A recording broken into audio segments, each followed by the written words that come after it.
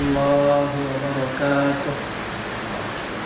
الحمد لله رب العالمين حمدا يوافي نعمه ويكافي مزيده. يا ربنا لك الحمد كما ينبغي لجلال وجهك وعظيم سلطانك. اللهم صل وسلم على سيدنا محمد نور شمس العرفان ومهبة أسرار القرآن المنقذ العظيم والمرشد الحكيم وخير داعٍ إلى صراطك المستقيم وعلى آله وأصحابه والتابعين لهم بإحسان إلى يوم الدين. رب اشرح لي صدري ويسر لي أمري واحلل عقدة من لساني يفقهوا قولي. أما بعد. معاشر المسلمين الصائمون والصائمات رحمكم الله وحفظكم الله وأيدكم الله. Alhamdulillah, kita berada pada bulan yang sangat mulia, yaitu bulan suci Ramadan. Kami dari Dewan Masjid Indonesia cabang Punggabaya mengucapkan selamat menjalankan ibadah puasa bagi seluruh kaum muslimin muslimat dimanapun berada. Ma'asyiral muslimin muslimat rahimakumullah. Allah Subhanahu wa taala berfirman pada ayat yang sering dibacakan oleh guru-guru kita, ya ayyuhalladzina amanu kutiba 'alaikumusiyam kama kutiba 'alal ladzina min qablikum la'allakum tattaqun. Ma'asyiral muslimin rahimakumullah. Sejenak marilah kita merenungkan lafaz awal daripada ayat ini yang berbunyi ya ayyuhalladzina amanu. Lafaz iman di sini sangat erat sekali kaitannya dengan amanah. Iman, apalagi kita kaitkan lagi dengan shaum, yaitu puasa. Bahwasanya kita umat Islam dipanggil dalam Al-Quran selalu dengan lafaz ya ayyuhalladzina amanu. Tidak pernah diucapkan dalam Al-Quran ya ayyuhal muslimun. Ini suatu yang sangat luar biasa sekali karena kita umat Islam ini merupakan umat yang amanah. Ya. Lain halnya dengan agama yang lain kalau kita lihat, yaitu agama Yahudi dan Nasrani. Tidak pernah dipanggil dalam Al-Quran dengan ucapan ya ayyuhal yahud atau ya ayyuhan nasara. Selalu diungkapkan dengan kesukuan, yaitu ya bani Israel. Ini suatu yang unik, apalagi kalau kita kaitkan dengan puasa.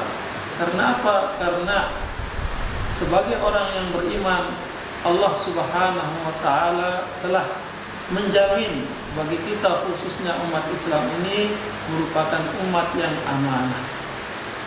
Apalagi kita kaitkan dengan puasa yang sangat menuntut keamanahan dalam setiap pribadi muslim. Bagaimana tidak, coba kita bayangkan yang namanya puasa dari semenjak subuh hingga maghrib tiba. Nah, suatu masa yang sangat panjang sekali. Terkadang seorang shaim, ya, seorang yang berpuasa itu berada di dalam rumah, di luar rumah.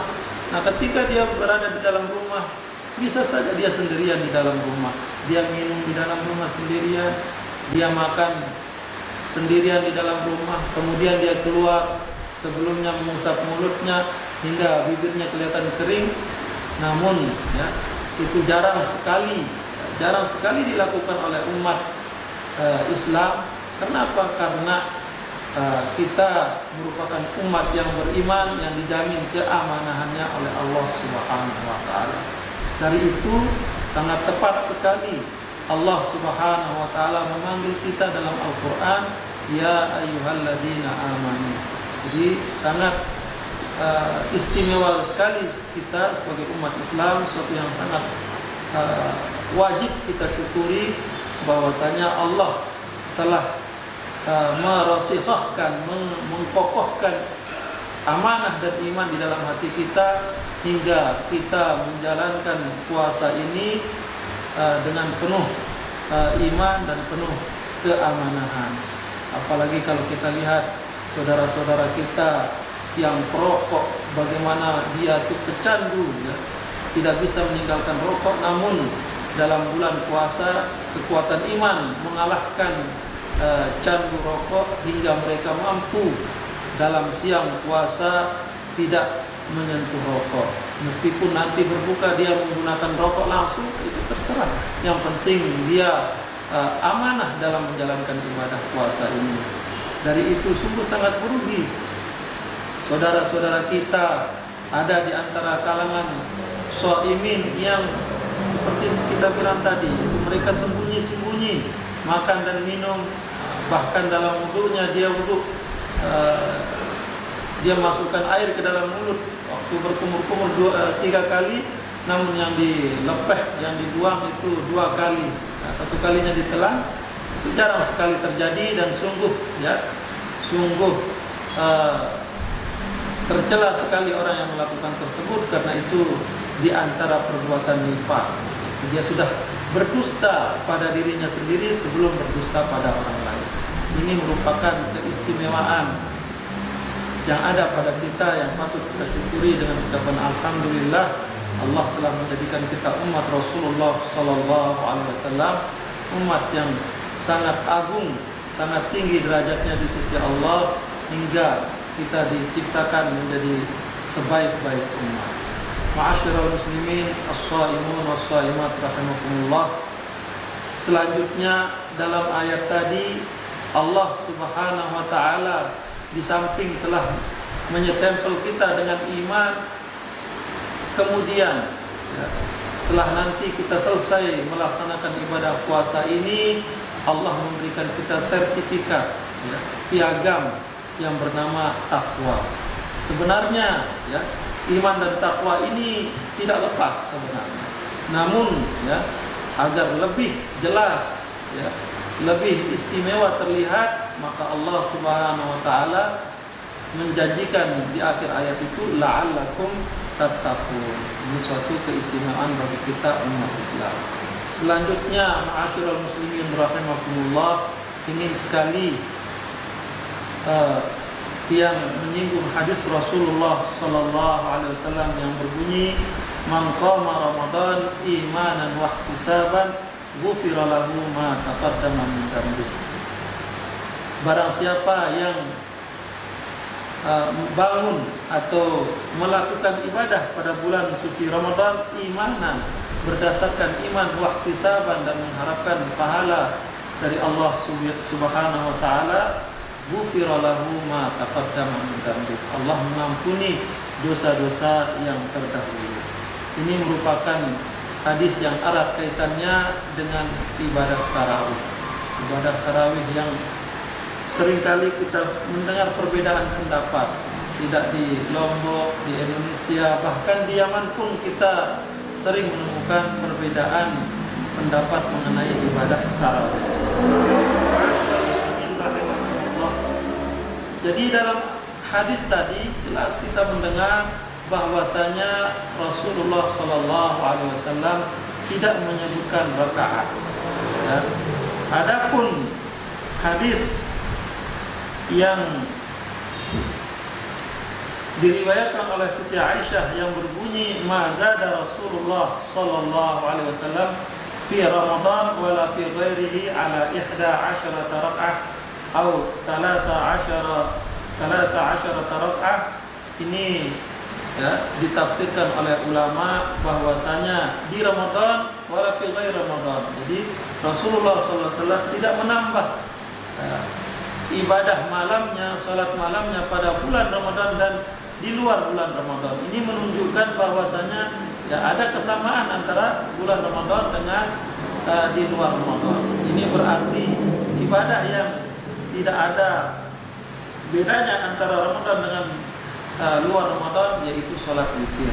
Maka di sini ulama menafsirkan bahwasanya 11 rakaat itu adalah salat witir. Rasulullah SAW tidak menambahnya di Ramadan dan di luar Ramadan. Baik. Jadi hadis yang lain yang menguatkannya adalah fa idza dakhala al-'ashra shadda mi'zarahu wa ayqadha ahla. Bahwasanya Rasulullah sallallahu alaihi wasallam ketika berada di 10 akhir bulan suci Ramadan, beliau di situ mengencangkan sabuknya ya supaya ibadahnya semakin kuat ya, tidak cepat lapar menghampiri atau terasa dalam perutnya. Wa aiqadha ahlahu, dan beliau juga membangunkan keluarganya untuk bisa ikut melaksanakan qiyamul lail. Jadi di sini as-shaimun was-shaimat rahimakumullah, bahwasanya Rasulullah sallallahu alaihi wasallam melakukan salat tarawih sebagaimana yang kita temukan dalam hadis yang lain, bahwasanya Rasulullah sallallahu alaihi wasallam pada suatu malam keluar ke masjid salat bersama sahabat beberapa rakaat, kemudian beliau masuk ke dalam rumah. Besoknya lagi kemudian demikian terjadi, yaitu Rasulullah sallallahu alaihi wasallam salat beberapa rakaat, kemudian beliau masuk ke dalam rumah, hingga selanjutnya malam-malam berikutnya Rasulullah sallallahu alaihi wasallam tidak melakukan salat tarawih berjamaah, hingga ketika Rasulullah sallallahu alaihi wasallam ya tidak melakukan tarawih berjamaah, hingga para sahabat di masjid Rasulullah melaksanakan tarawih sendiri-sendiri. Jadi para sahabat melakukan tarawih sendiri-sendiri. Selanjutnya Sayyidina Umar bin Khattab radhiyallahu anhu beride, karena beliau mengutarakan gagasannya, andaikan para sahabat tersebut ya sholat dengan satu qari, satu imam, dilakukanlah oleh para sahabat. Jadi itu pertama kali para sahabat ya berjamaah dalam melaksanakan salat tarawih selain bersama Rasulullah sallallahu alaihi wasallam. Selanjutnya, ma'asyiral muslimin rahimakumullah, bahwasanya tarawih ini ya sebagaimana kita sebut tadi, bahwasanya tidak ada kesepakatan dari hadis Rasulullah, riwayat Rasulullah yang mengatakan 8 atau 20, namun di sini ada ijma' sahabat setelah pada masa pemerintahan Sayyidina Umar bin Khattab, bahwasanya beliau mengusulkan untuk dilakukan salat tarawih berjamaah sebanyak 20 rakaat. Nah, ini merupakan sunnah, termasuk bagian daripada sunnah. Kenapa kita mengatakan sunnah? Bahwasanya Rasulullah sallallahu alaihi wasallam bersabda, "Alaikum bisunnati wa sunnatil khulafa'ir rasyidin min ba'di." Jadi berpegang teguhlah kepada sunnahku, ajaranku, begitu juga dengan sunnah-sunnah ajaran-ajaran khulafa'ur rasyidin, khalifah pengganti Rasulullah sallallahu alaihi wasallam setelah wafatnya beliau. Nah, di sini jadi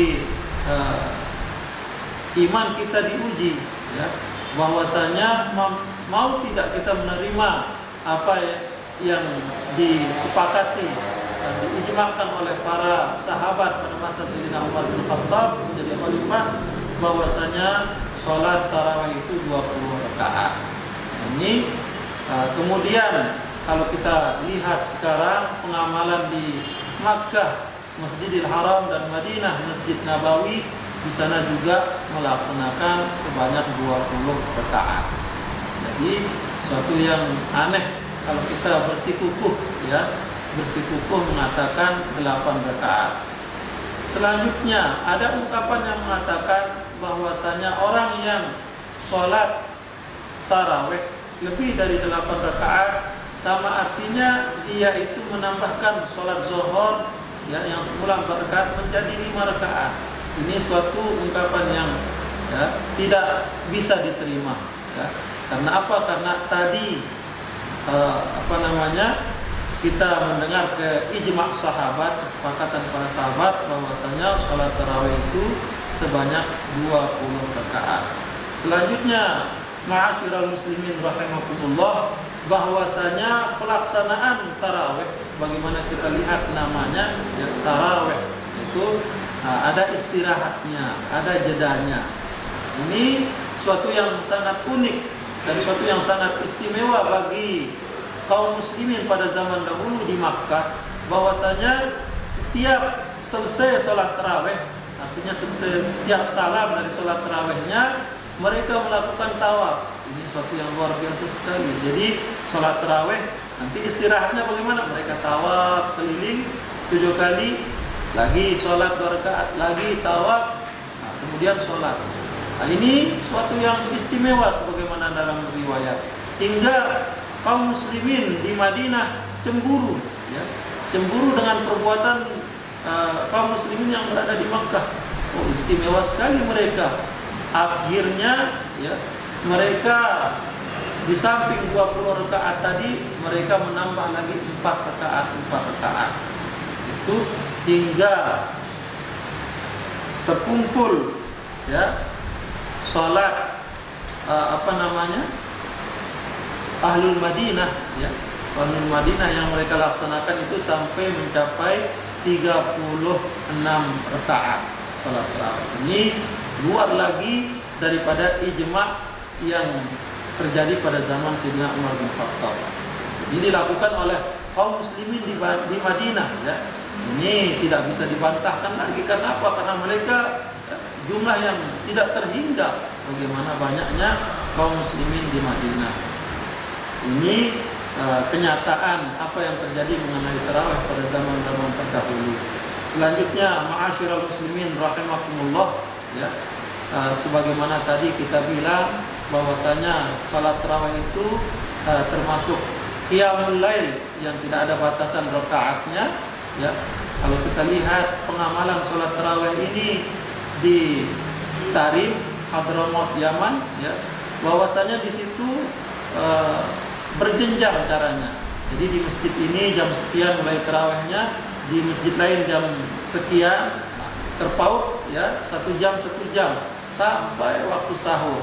Jadi andaikan kita memiliki semangat yang kuat, kita mengikuti sholat tarawih di masjid ini, terus hingga menjelang sahur, kita bisa sholat tarawih dalam satu malam itu sebanyak 100 rakaat. Ini jadi kalau kita melirik hadis Rasulullah yang tentang qiyamul lail tadi itu, menghidupkan malam suci Ramadan ini, itu suatu amal ibadah yang sangat mulia sekali. Namun kalau kita membataskan diri dari riwayat Siti Aisyah saja, ya mungkin, ya, kita menyukai riwayat yang perempuan-perempuan saja, yang cantik-cantik saja, ya, ini suatu yang masih dalam kajian. Ma'asyiral muslimin rahimakumullah.